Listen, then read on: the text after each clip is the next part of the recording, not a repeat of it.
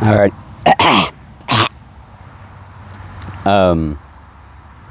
Different angle this time around. The sun's in my face. Sun in my mouth, rather. Bjork reference.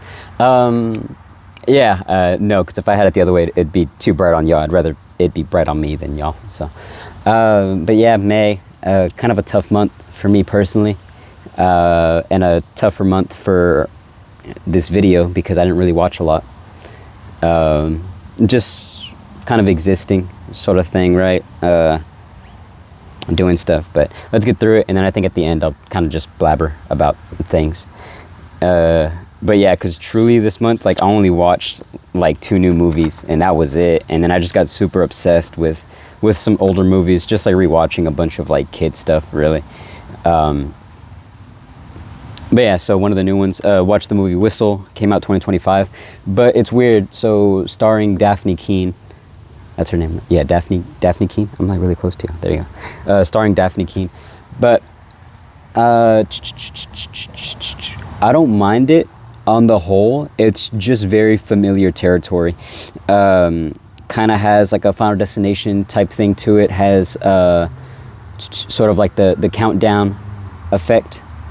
All of these movies, and I think I talked about this idea before, the sort of like curse thing, and it's like, all right, now we got to go talk to like the expert on like how to stop the curse, right? Like that sort of thing. But there's a part in this movie that's like legit, like bit for bit stripped from a completely different movie, and I think it's Countdown. It's like Countdown or something else, but basically the premise is like they find this little like whistle, and if you blow into the whistle, you're like inviting death to you. So if you heard the whistle, then like you're like marked for death, right? So pretty simple. Again, like that's the curse element. So the kind of like thing that happens that like sets everything in motion in Final Destination, obviously it's like escaping your death, but like death is still going to come for you. And then with Countdown, it's just like the app thing, right? So like if you like look at the app and the app like gives you the time, that's when you're going to die. But yeah, so same premise in this. You blow the whistle, you hear the whistle, you're going to get killed like sooner than you should have, in a slightly more horrific way, or like, yeah, not more horrific, but in the same way you would have been killed anyways. It just happens to be quite horrific for a lot of these people. But that aside, the thing that sort of starts to mess me up a little bit is like how like kind of weird it is like with the rules, because it's established and it's quite simple. And then obviously the way to save themselves is 2 things. You either gotta like kill somebody, you know, so that's basically you like passing the death on to somebody else, kind of like a weird thing. And there's another movie that does something very similar to that, but I can't quite pin it.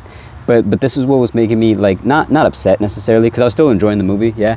But the thing that was sort of like messing with me is like I feel there's like 4 or 5 movies that are exactly like this, and I couldn't name them the whole time. And then I think at one point I was trying to have a conversation with somebody about the movie, and I was able to name like 3 more, and then I like, well, now I'm blanking. So maybe I should have taken better notes. Anyways. But yeah, so that concept, it sounds super familiar. So if you know, say something, because the entire time I was watching it, it was just messing with me. Okay, yeah, so it's either that. You kill somebody and you're passing your death onto them, so it saves you, basically, right? Or, oh, what the fuck was the other way? Or you just die, I guess. But like the workaround that they find around it is basically, because then this part became very familiar, where you like kill yourself essentially. So you like partake in the death, but you sort of like reverse it. I think it happens in Countdown, like the same exact thing, because the plan they have, it's like, okay, well, Daphne Keane, we're going to basically just like stop your heart. So they like put her like in an ice bath, like overdose her and then put her like in an ice bath. So her like body temperature and like heart rate like drops really bad, like basically to the point where she dies, right? And then, you know, the plan is to like take her out and like adrenaline her, or shock absorber thing, just to like bring her back basically. So she dies, but then, you know, she's brought back. So like the curse is like fulfilled basically. But that same thing happens in Countdown, I'm pretty sure, because they kill her, but then they use the injection pen, the like adrenaline, right, to bring her back. I'm pretty sure that happens in Countdown. Or there's another movie where that exact thing happens. But yeah, so like my main problem, again, like this movie isn't like anything too stand out, and I think that's sort of why I'm like kind of like on the fence about it. Not a bad movie, actually quite fun to like watch with people, and some of the deaths in it are like very graphic and like semi-interesting, but here's another like inconsistency with the rules, in my opinion, because it's established that death is coming for you, and every single death up to a certain point has been like the kind of like embodiment of yourself at the time of your death coming and like touching you. So death has to like physically touch you and like be there to like, kill you in the way that you would have been killed later on. And that happens for every single death. And some of them are like sort of, what's the word? Like I guess relevant in some ways. Like with the teacher at the very beginning, Nick Frost, funnily enough, he's just kind of in it. So I mean like just good seeing him, right? But yeah, so he's a smoker, and then the implication is he would have died like later in life through like lung disease or whatever, right? So whenever he gets killed, his like embodiment of his death like comes and like grabs him by the lungs and basically like kills his lungs, killing him. So like small things like that, right, where it's like sort of like thematically entwined and makes sense. And then the like one of the kids is supposed to like get into a car accident, so like his embodiment basically like holds him and like kind of like pushes him like towards like the accident sort of thing. But that one was kind of cool, like on a visual level, because like you just kind of see like how his body would have like snapped in places like if he was like in this brutal car accident, and also just like foreshadowing on his death too, because he's like I don't know, like a bit angsty. So he was like drunk driving and stuff like that, and his dad literally has a comment like son, that drunk driving's gonna get you killed one day, watch out. And then obviously prophecy fulfilled. And then the one girl, like her death is kind of boring because like she was just meant to die of old age. So like they just kind of have like her older self like chase her around for a little bit and then kiss of death sort of thing for her, and she ends up dying like that. And it's like, all right, whatever. But then the one kid, the cousin to Daphne Keane in the movie,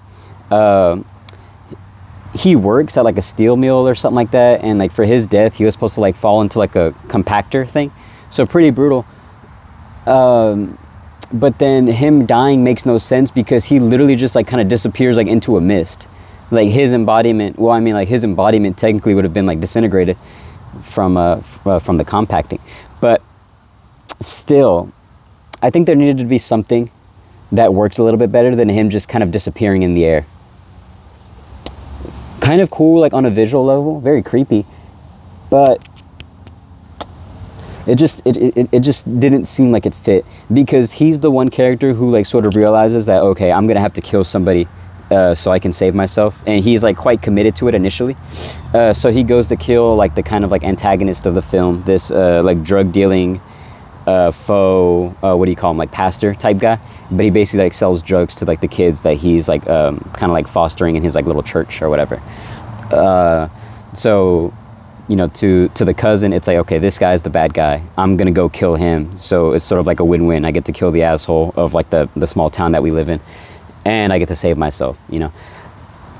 So it's like, all right, but he takes the guy to the steel mill and he's gonna kill him there. And I think what would have worked a little bit better is if he tried to give him his death, because like all the cousin does is like his plan is just to like shoot him in the head, so pretty simple. But I think it would have made a bit more sense if he tried to kill him in the way he would have died, pushing him into the compactor.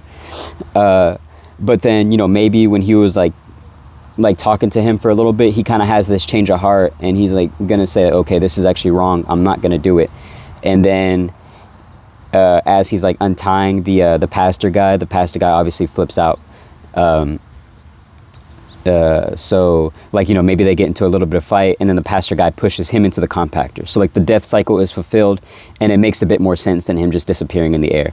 That's what I was thinking personally, and I feel like it makes a lot more sense than him just kind of disappearing in the air, because then that becomes like an inconsistency in the role. Obviously the fact that your death has to like touch you in some way, so him dying in the exact way makes sense to me. I don't know, or maybe I'm just thinking about it too much and the writers didn't think about it enough. Could be a lot of things. Yeah, and then Daphne Keane, like her love interest, she was supposed to die because she's like a nurse. She was supposed to die from, I guess, like kind of like a stroke or like cardiac arrest sort of thing, because she's what is she? She's like diabetic or something. I don't know, but she needs those like injection shots, like insulin or whatever it is. But like whenever she's like trying to kill Daphne Keane and bring her back, she goes into some type of shock and she starts like convulsing. So she's about to die in the way she should have. But see what I mean? Like that works in the way it should have. And then the asshole guy is like coming and he's trying to kill the two of them. But then because he puts the blood of one of the girls like onto him, the curse moves over to him. And then he sees this like version of himself, like this mutated version of himself, which doesn't make sense. And then he ends up shooting it. And then I guess the harm you do to it goes onto you. Yeah, so he shoots the thing, and then obviously he's the one who ends up with like bullet holes. It's contrived, I guess is the best word I can put for it. But yeah, like they needed a way to move the curse away from the other girl. So this is how they could do it, and then also kill the asshole guy. Lots of layers to this movie, but very familiar territory. And then I don't know, like to me, because this movie came out 2025, but it felt like a movie that would have came out like late 2000s or like early 2010s. It has that like kind of grimy look to it, and then of course they're like in this small town. There's a lot of talk about drugs and stuff like that. Very gray kind of movie, but then like at times like really interesting. Like when they do the first death with the girl who blew the whistle initially, like they're like at some like Halloween carnival, and that's like kind of like an elaborate like set, oddly enough, or I thought at least. I don't know if they like sort of like, what's the term, shoot the carnival, right? Something like that, where like basically whenever something's like happening in your area, you just go there and like and just use it as a set, like work it into the movie, use it as a set. So maybe it was one of those things, or they crafted this whole like elaborate set around it, or it's just like green screen stuff and they like built certain things. But still kind of an interesting set just to have, a really cool set piece that follows it. Yeah, so I mean like not a bad movie, but not like especially great or anything, but pretty good. If you got some friends, go ahead and watch it. I watched it with a handful of people, and then it was that disappointing thing where like nobody wanted to talk about it afterwards. And I mean, I've gone on for like 10 minutes about it just on my own. So if I was talking with somebody, we probably could have gone on for at least a minute more. Oh well. Other only new movie I saw this month was Goat. I just really like Caleb McLaughlin. Is that how you pronounce his name? McLaughlin? I don't know. One of the kids from Stranger Things. I really like him. Like I think like a lot of the interview stuff I always see him in, he always just seems like super chill, honestly. Always kind of seems to have like the right answers sort of thing. Just like chilling doing his thing. So I don't know. So to me that's pretty cool. And then he was in this. And he's got a voice, honestly, to him, just for like voice acting thing, like kind of simple, makes the character like really relatable. I like that a lot. But he was probably the highlight because again, like the story is like kind of like a simple thing, and I feel like there's another movie that's like very very similar to this, like the sort of the kid finally gets his like big break, and he's like working with one of his idols, and like he kind of realizes his like idol isn't really who they thought they were, and like the idol themselves is like also like kind of going through like a bit of a slump, so they rediscover themselves like through the new kid, and like the new kid sort of like boosts, you know, like the teacher, right? I don't know, but still, like regardless, it seems familiar, simple, but like still just really fun, honestly. Like all the animal stuff. I don't know why with like a lot of kids movies there's like the obsession of like making, or you know, like what's the term, anthropomorphizing. I don't know, but you know, basically just having like animal characters instead of just like regular characters. I mean, like animals are a bit more interesting to look at than characters, and I do like how much they kind of play into the tropes of like the animal characters. Like, you know, you got like a strong rhino, you got like a really fast what is she supposed to be, like a puma, and then him being the goat, he like does the goat eye thing, which is pretty funny. And then yeah, they have like an ostrich on their team or whatever, and like she's like sort of like flimsy, and then like the giraffe. I don't know, just like small things, but still really, yeah, I'm just gonna keep saying fun, just kind of a fun movie. probably won't think much on it, but I enjoyed it for what it was, honestly. And then obviously that animation style, just a very good animation style for, animating.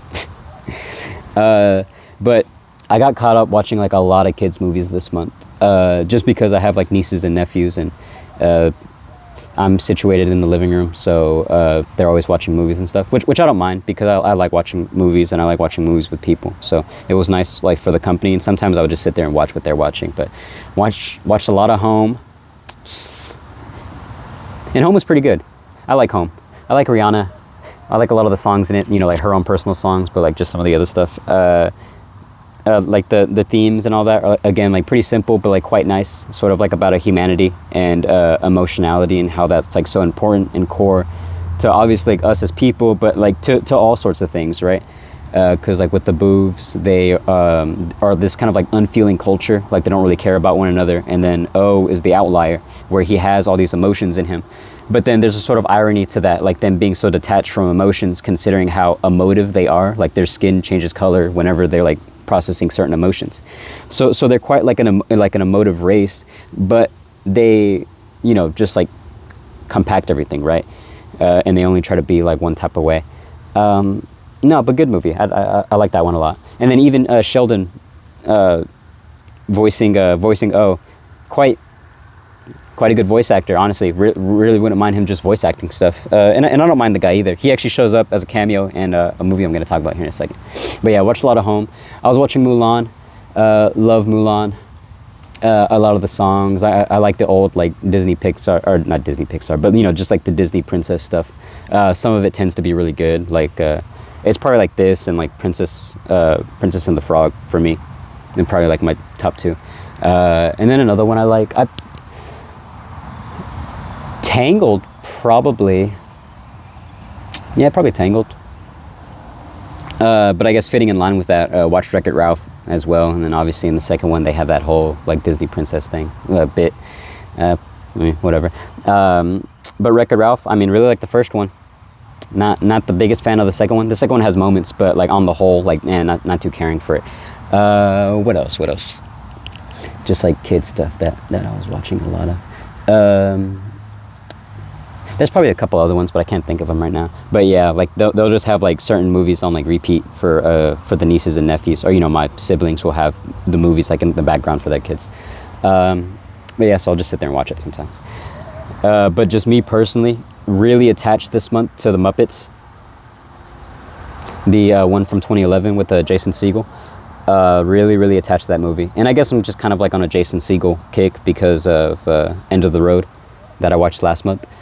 But yeah, watching this one again, really enjoyed it. And there's a theme in there that became incredibly relevant to my life at the moment. And then I also watched Ratatouille, which also has a similar theme that became very relevant in my life, in like regards to like identity, and trying to kind of figure out like who I am and being true to that. And I don't know, this is like a personal thing, but yeah, I struggled with that a lot this month. Just got really caught up in like comparing myself to other people, and it just made me quite sad in places. And any moment where I was incredibly sad, that was sort of like the catalyst for it, me thinking too much about other people and where they are, and then compared to where I am, and sort of what I'm doing. Yeah, so I had some pity parties around that, and I feel bad about it. But there was always like the revelation afterwards, the fact that deep down there is something in me that I already kind of know. Again, like obviously, like the only reason why it becomes relevant is because in the Muppets, like they find that moment where like who they are, despite like the kind of distractions or like the way they like position themselves in their relationships, obviously with Walter and what's his name, Gary, Jason Segel's character. Obviously their relationship between each other, they feel very tied to one another, but at the end of the day, they are individuals and they know who they are to some extent. They just needed space to really grow. And obviously this whole situation with bringing the Muppets back, and then Gary with his girlfriend, with Mary. Yeah, Gary and Mary, there you go. Yeah, but they end up finding themselves by the very end of it. But then obviously also they find themselves whenever they do their duet of Man or Muppet. Fucking love that song. And then yeah, obviously because like that song has like the break after like the halfway point. But like I really like it because it's like the mirror thing, because like obviously it's Walter talking about you know, if he's like a man just because he grew up like in this human world, but obviously at his core he's a Muppet, and that's what he figures out in the second half of the song, and obviously the second half of the movie. And then for Gary, it's like the vice versa. I mean, he grew up with Walter as his brother, very attached to him, and then he was also just a really big fan of the Muppets. And then externally, because this movie is very like fourth wall breaky, the Muppets are kind of like known for that. But with Gary, and then even Jason Segel himself, there's something he says, like a very popular Muppets quotes, but like a bunch of weirdos make a family, right? And I feel like that's what Walter was always kind of looking for, and it's something that Gary kind of had, but also needs to like move away from like Walter just a bit and enjoy this life that he's trying to have with Mary, right? But yeah, layered. But then obviously for him, it's the inverse. If he's like a Muppet of a man sort of thing, but then at the end of it, he realizes he's a man. Walter realizes he's a Muppet. But yeah, I like the part where they start harmonizing, like in the second half, the I'm always running out of time, I think I made up my mind. But the way their voices kind of join up in that moment, I like it a lot. And then obviously like the like really, really dramatic thing that Jason Segel does whenever he's like singing in the rain, but like, I'm a man. Or like, what is it? I'm a Muppety man. It's very dramatic, but very, very funny, very heartfelt, and just like real. I mean, I don't know. Yeah, because like the thing with me, I feel like it's like just getting incredibly sad about shit, and sometimes you got to voice it out, and I hate crying a lot of the time. But to some extent, it's kind of necessary. I just sort of wish I didn't do it the way I do it sometimes, if that makes any sense. Yeah, but then Ratatouille, very similar thing about identity. And I don't know if that gets talked about a lot. Again, I don't really watch review stuff typically. But I'll watch people talk about, you know, like the creators of the stuff. I watch them talk about their movies and all that. So like watching like Brad Bird interviews and whatnot, or even then just like trying to find snippets of like Patton Oswalt talking about the movie. But Patton Oswalt, super good in this movie, man. Like it's probably my favorite thing about it, just Remy himself, such a great character. But then because like the thing I got really trapped on this time was obviously with him manifesting Gusteau as his sort of like angel on the shoulder type thing, his conscience embodied, right? Because at the end of the day, that's who Remy sees himself as. He sees himself as this chef, because obviously like you don't really think about it too much until the very end, where he has like the revelation in himself when he's trapped in the cage. And it's weird. I think because I was going through like an identity thing, that part hit me so much more, and it like made me it made me cry almost, and I had to leave the room sort of thing because I was watching the movie with people. But that moment, and again, just like really good voice performance from Patton Oswalt. But you know, whenever he's like sitting there and, you know, Gusteau is talking about how they're trapped, and then, you know, Remy kind of laughs it off, and he's like, well, I mean, you're free, you know what I mean? Like you're just something in my head. And he only feels trapped because like he's pretending to be things for different people, right? And he's not really being true to himself the way he knows he can be true to himself. And that's why he feels trapped, obviously physically in the moment, but mentally, right? And then as he's like talking about these things out loud, he comes to the realization, and the sort of like climax of that whole conversation. Sorry, I almost cried. But the climax of the whole conversation is him just admitting to himself that he knows who he is. He is, he's Remy. He's the chef he's always wanted to be. And he realizes all that in this conversation, again, like with himself. But yeah, I like that whole conversation. Just the, you know, like I pretend to be a rat for my family. I pretend to be, you know, like this for like Linguini. Why do I need to pretend?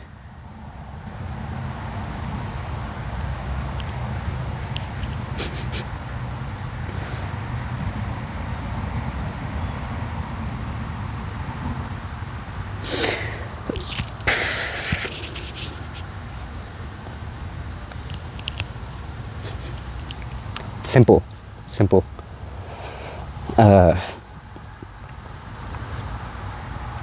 There's another part in that conversation as well that's really, really good. Oh yeah, but the Yeah, because like he's almost getting mad at himself in some ways when he's having this conversation with, you know, Gusto.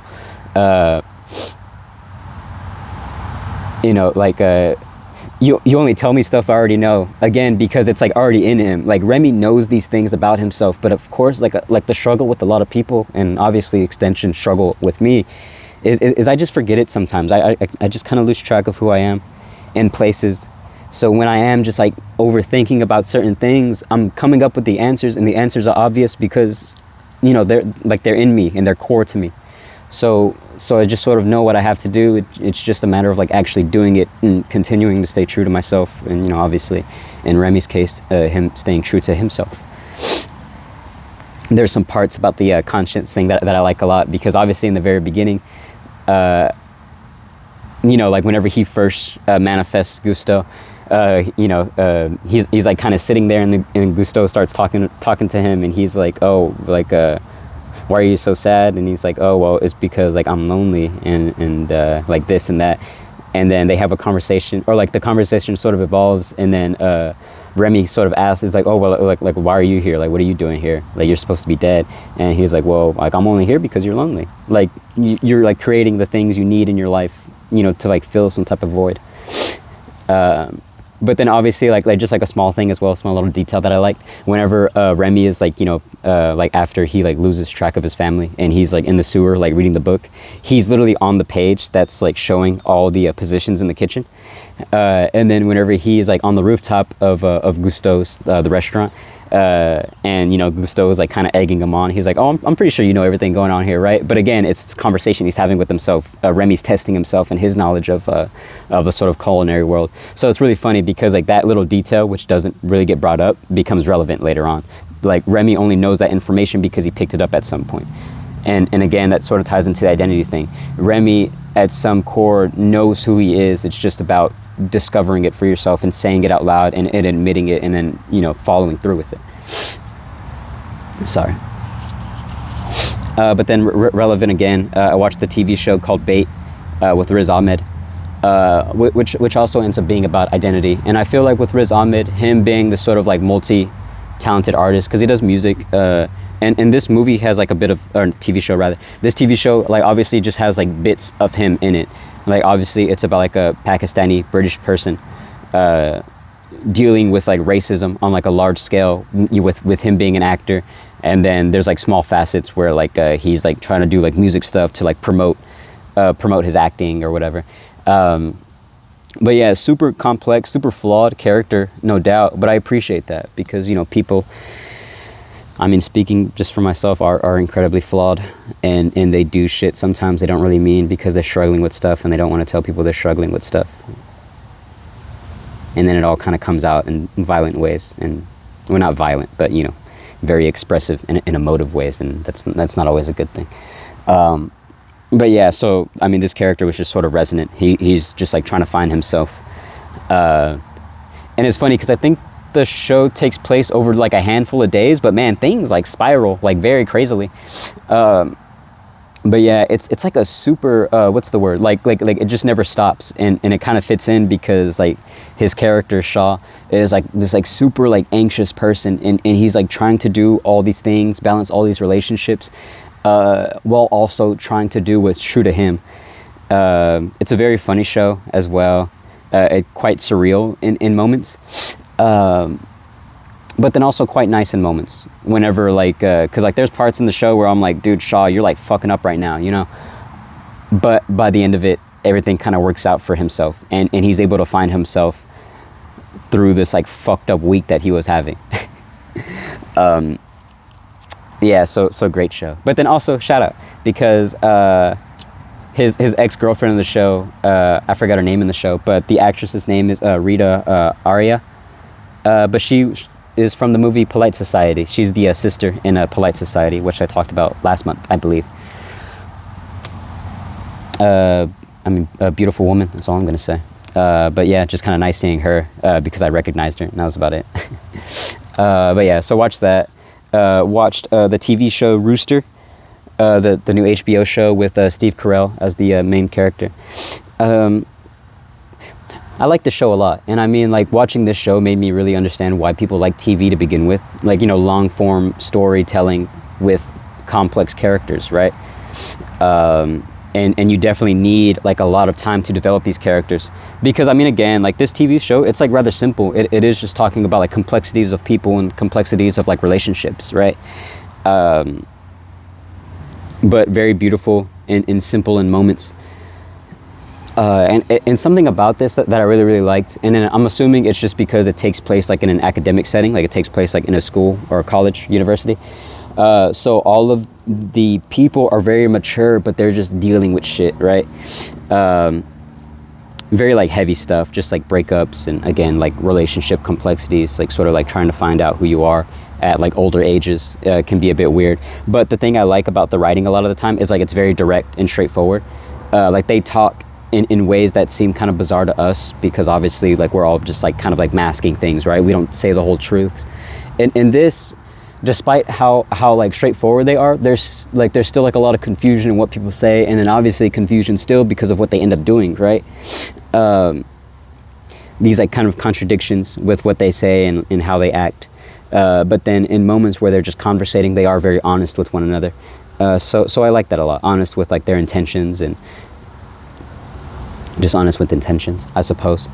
But then like in moments sort of like changing, because I mean, in reality, with how complex people can be, you're changing constantly, right? That right was for me. I was reassuring myself. But no, really good show, really funny. I usually don't like Steve Carell, I'm gonna be honest. So I mean, crucify me or whatever, like fuck The Office, I don't really give three shits about it, and never really cared too much about Steve Carell. But he works really, really good in this. I liked him a lot in this. But that's because I think, like, I don't know if like he had like any hand in the writing or whatever, but whoever wrote this character and thought of putting him in it, he fits it so well. Fits it incredibly well. This sort of like a buffoonish, just like nice guy, basically, right? Like he kind of wants to do the right thing, but he's just like slightly awkward. And you know, despite having good intentions, sort of ends up doing the wrong thing sometimes, but then, you know, doubling up his efforts and trying to be a better person, I think was important as well, because there's kind of a commentary around that too, like this like evolution of yourself, right? And striving to be more, because yeah, again, there's just like a lot of characters to juggle, but with Steve Carell specifically, and him forming the friendship with the principal guy, or like the headmaster guy, they're both obviously men from like an older generation, so they're just like not that in tune with everything that's kind of going on now, but they're trying, and I feel like that's important. And I feel like a lot of people in the show, the characters, are just trying to do something for themselves, right?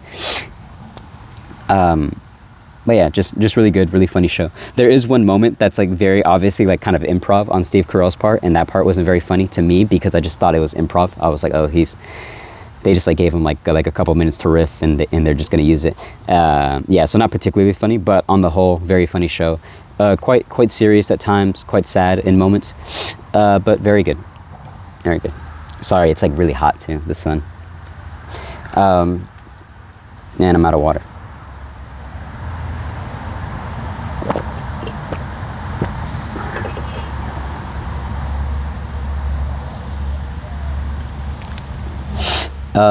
But yeah, music. Didn't really listen to a lot of new music. A few songs here and there that were kind of new, but more so just, again, like absorbing more Bjork, or absorbing more Yule and Danny Brown. Got really into Dean Blunt this month. Was listening to a lot of Dean Blunt just for like calm aesthetics stuff. I actually did like a little experiment at work where I went 2 weeks without listening to music at all. Helpful in some ways, just to actually be with my thoughts. I don't know, because I obviously with the way media consumption is, sometimes it's like double-edged. I'm using it personally to kind of fill a void when there's nobody around, but then it becomes like too necessary, and it starts to like mute, you know, despite being noise, it starts to mute stuff like just like internally, and then also just like becomes a way to like tune everything out. So sometimes not a good thing. So yeah, I went 2 weeks without it. And it was quite nice. Like the thoughts in my head were a bit more clear, not as like angsty or like fighting to be heard. So that was good in some ways, and sort of necessary for what I was going through. But yeah, so a couple songs. A song from I don't know if it's like a artist, Paradis, Paradis, so French. My assumption is the song is called Toi et Moi. Toi et Moi. Yeah, just like some French electronic stuff, very trance-ish, calming, but like upbeat.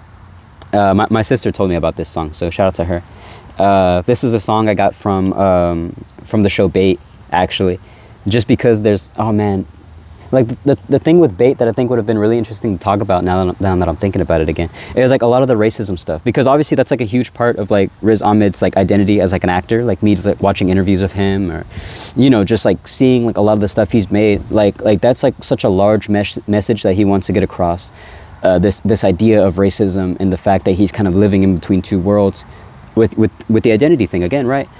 But at the end of the day, he's very proud to be who he is.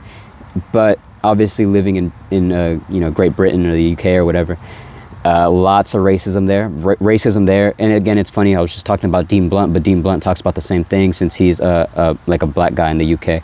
I believe like in an interview he said his parents are Nigerian, but he was like born and raised in the UK, but as a black man, right?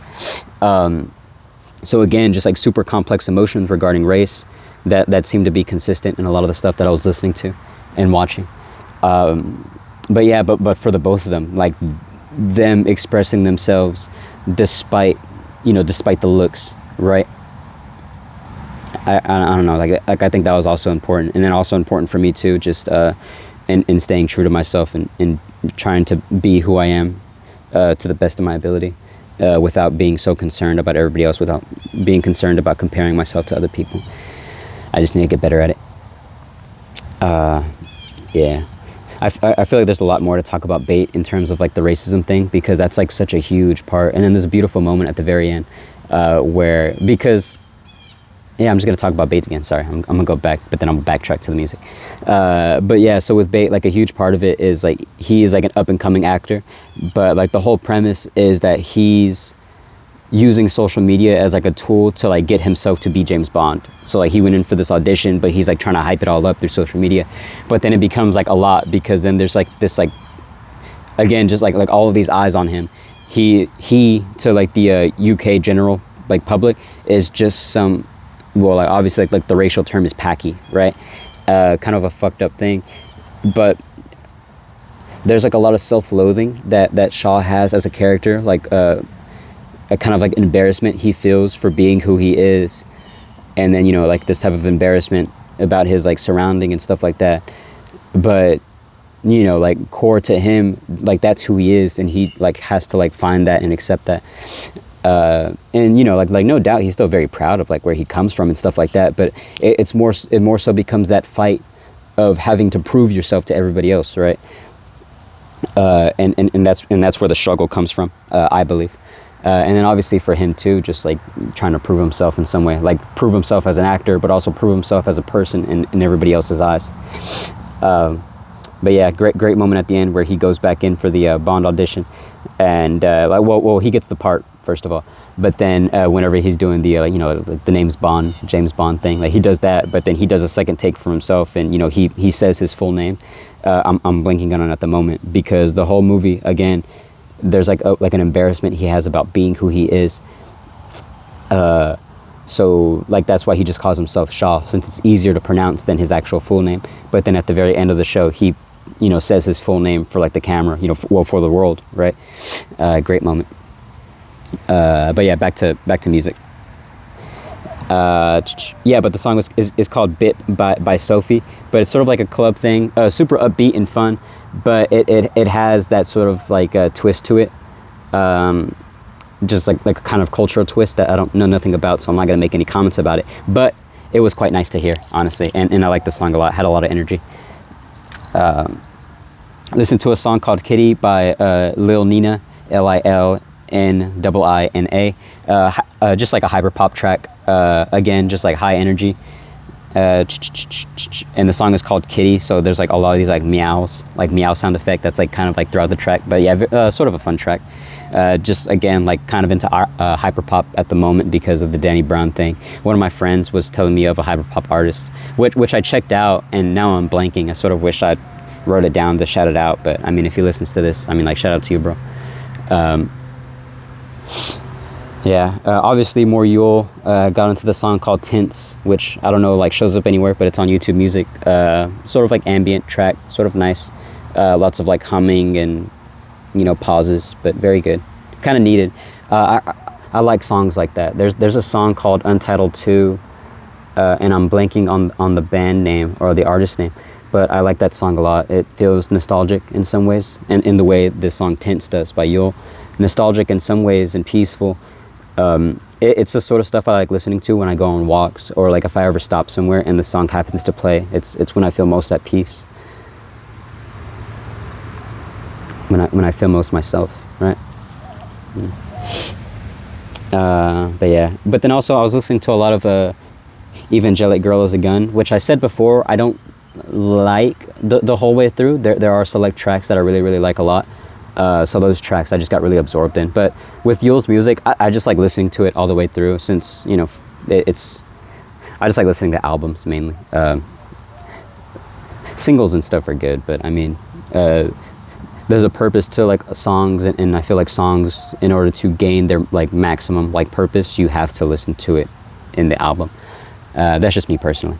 But yeah, Danny Brown picked up a few tracks, really like Flowers and Lift You Up, both of them like sort of like high energy tracks, which is nice, like contrast, because then I get really absorbed in listening to, you know, The End and All For You, which are like sort of like slower in the grand scheme of the album. And they're like coming in at the very end as like the wind down, right? So again, like cohesive, but like you need the high energy so the low energy fits. I was listening to one of my favorite bands. I was listening to America. I got really absorbed in the song I Need You. Again, simple, because then I'm also trapped in this idea that like I need somebody around superficially sometimes. Not a very healthy thing to think. I know I gotta find these answers for myself, but this song was comforting in that way. You know, just like the chorus is like very repetitive, or like the song itself is very repetitive, but it's niceties, and it's nice to hear niceties, especially when you need something nice. But yeah, you know, I need you like the winter needs the spring. You know, I need you. I need you. I need you. I don't know. Something about the simplicity in messaging always hits me the hardest. But then also like the imagery that comes around America. I feel like whenever I listen to their songs, I just think a lot about nature. I'm sweating profusely.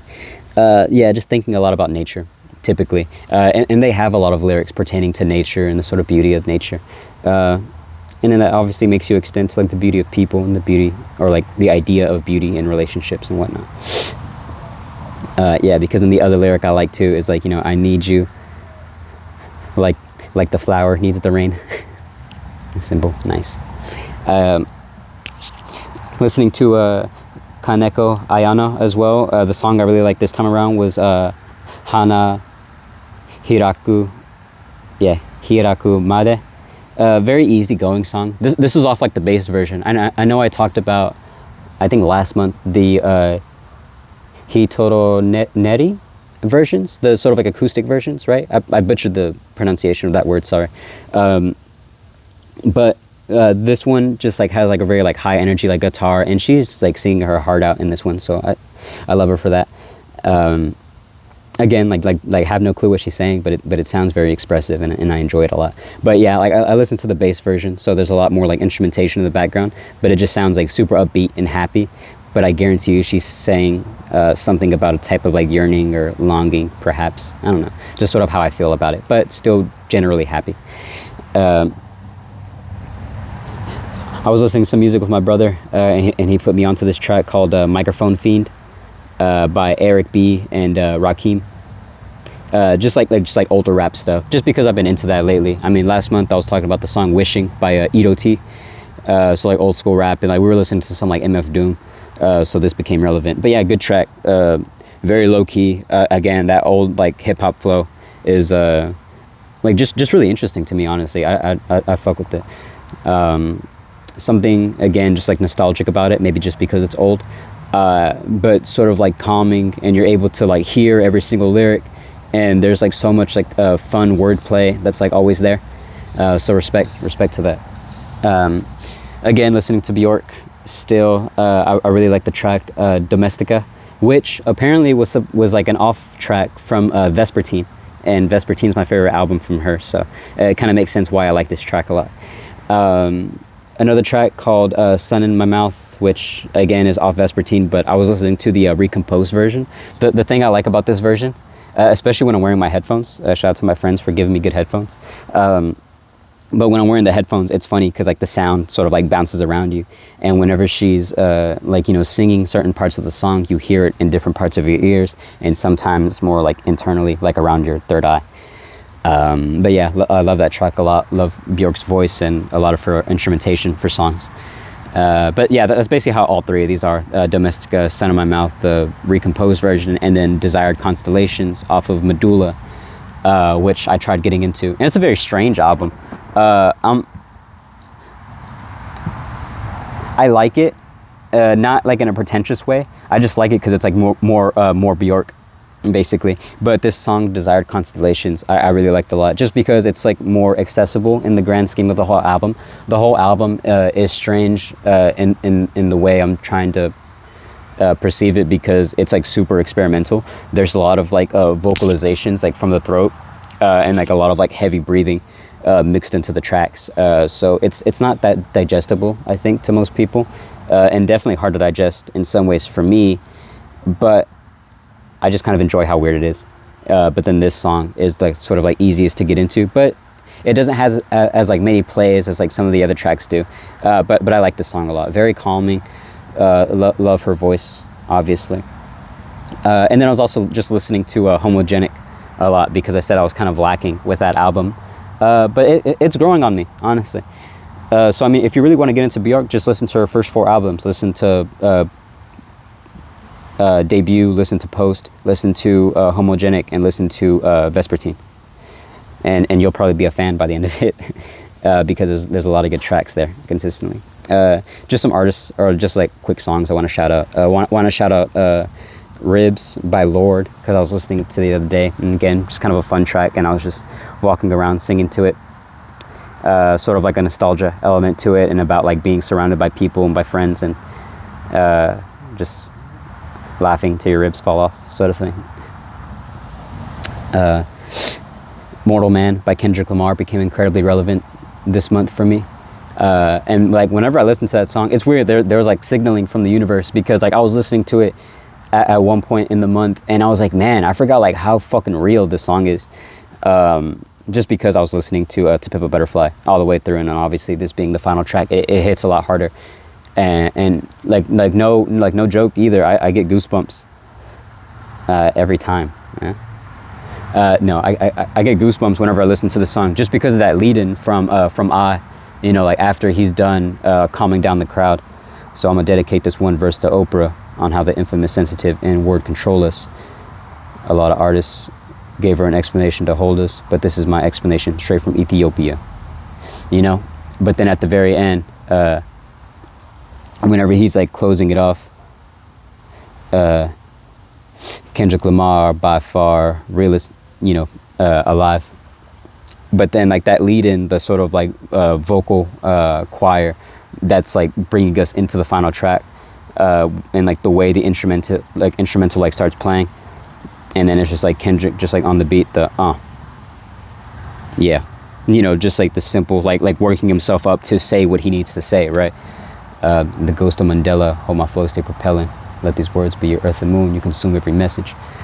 But then obviously it's just that final verse that leads into the full To Pimp a Butterfly poem, and then also the conversation, spoilers, the conversation that he ends up having with Tupac, and then the poem, of course, that his friend writes for him about him, you know, the butterfly, sees the caterpillar as weak and tries to find a way to pimp it to its own benefits. He goes into the cocoon, which institutionalizes him, and then he comes out as this thing, and people admire the thing, but not the caterpillar, right? Or like people admire the butterfly, but not the caterpillar. But they are still the same thing. Again, like sort of a weird theme about identity, right? And staying true to yourself, and just like even if you do pop out as this butterfly and you're doing all these things now, you got to stay true to that caterpillar that was putting in the work to become the butterfly, I guess, is usually what I end up getting from that. But obviously the final verse in the song proper,